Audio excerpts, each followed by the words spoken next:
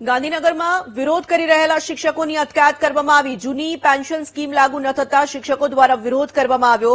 બાહેધરી આપ્યા બાદ પણ સ્કીમ લાગુ ન કરાતા શિક્ષકોમાં રોષ છે। ઠરાવ નહીં થાય તો શિક્ષકો ઉગ્ર આંદોલનની ચીમકી ઉચ્ચારી રહ્યા છે।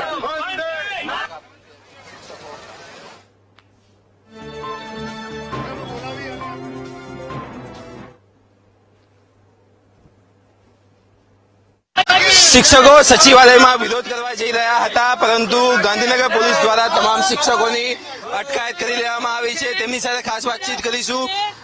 શિક્ષકોની અટકાયત કરી છે, શું કહેશો તમે? સરકાર અમારી માગણી પ્રમાણેનો ઠરાવ કરી દે તો અમે અમારું આંદોલન સમેટવા માટે તૈયાર છીએ। બાકી અટકાયત અમારી સરકારે જ કરી છે। સરકારને 156 સીટો અમે આપી છે। અમે ભાજપના કાર્યકર છીએ, તેમ છતાં એમના જોડે આવું વર્તન કેમ, એ અમારો પ્રશ્ન છે।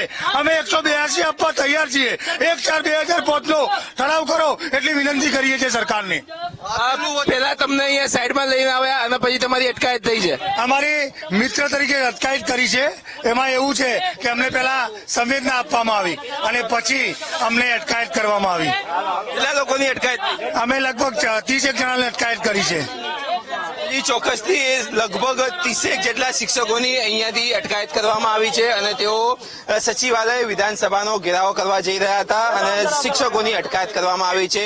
તબક્કાવાર ગાંધીનગરમાં અલગ અલગ જગ્યા ઉપરથી અટકાયત કરવામાં આવી છે અને તમામ લોકોને હવે એસપી કચેરી ખાતે લઈ જવામાં આવશે। પરંતુ શિક્ષકોની માંગની વાત કરવામાં આવે તો રાજ્ય સરકાર તાત્કાલિક ધોરણે 3 દિવસની અંદર ચોમાસુ સત્ર ચાલે છે ત્યાં સુધીમાં જૂની પેન્શન સ્કીમનો ઠરાવ કરે કે જેઓ 1/4/2005 પહેલા નોકરી લાગ્યા છે તેઓને જૂની પેન્શન સ્કીમ લાગુ કરવામાં આવે। ત્યારે હવે રાજ્ય સરકાર અને શિક્ષકો વચ્ચેની આ બબાલ ક્યાં સુધી પહોંચે છે તે જોવું રહ્યું।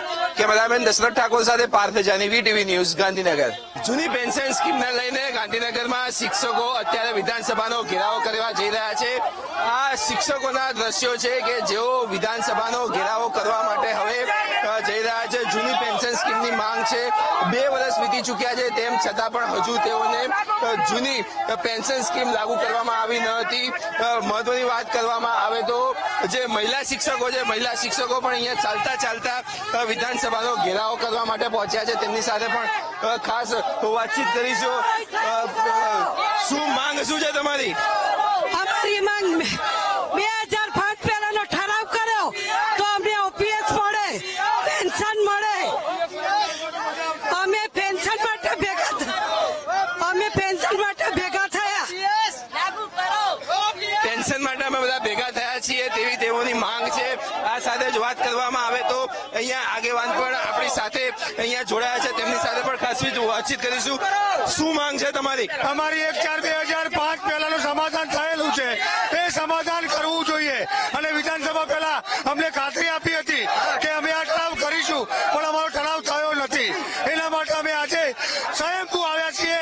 અમારા 2 સંઘ છે, પણ 2 સંગઠન અમારી જોડે નથી, એનો અમને વર્ષો છે અને અમે આજે મારે 2 દીકરીઓ છે સાહેબ, અને હું શાળામાં તન મન ધન નીચોવી નાખું છું, પણ અમારો ઠરાવ થાય તો અમને પણ શાંતિ મળે અને અમે કામ કરીએ સાહેબ। સરકાર જોડે વાતચીત થઈ હતી? સરકાર જોડે વાતચીત થઈ હતી, સમાધાન કરેલું છે। 1/4/2005 નું વિધાનસભામાં સમાધાન કરેલું છે, પરંતુ અમને આ સમાધાનમાં હજી રિઝલ્ટ મળ્યું નથી। એટલે મહેરબાની કરીને સરકાર અમારી માય બાપ છે, અમે બીજેપીના જ કાર્યકર છીએ, અમે બીજેપીમાં વોટ આપીએ છીએ, તેમ છતાંય અમને આજે આ રિઝલ્ટ મળ્યું નથી। ચોક્કસથી શિક્ષકો ક્યાંક ને ક્યાંક ગુસ્સામાં છે, જૂની પેન્શન સ્કીમની માંગ કરી રહ્યા છે અને અત્યારે જે રોડ છે ગાંધીનગરનો કે જે વિધાનસભા સંકુલ પાસે પહોંચે છે ત્યાં આ રોડ ઉપર જ શિક્ષકો અત્યારે આગેકૂચ કરી રહ્યા છે અને વિધાનસભા સચિવાલયમાં પ્રવેશ કરવાના પ્રયત્ન કરી રહ્યા છે। ત્યારે ખરેખર શિક્ષકો સચિવાલયના દ્વાર ખાતે અથવા તો વિધાનસભાના દ્વાર ખાતે પહોંચશે કે નહીં તે જોવું રહ્યું। કેમેરા પર્સન દશરથ ઠાકોર સાથે પાર્થ જાની, વીટીવી ન્યૂઝ, ગાંધીનગર।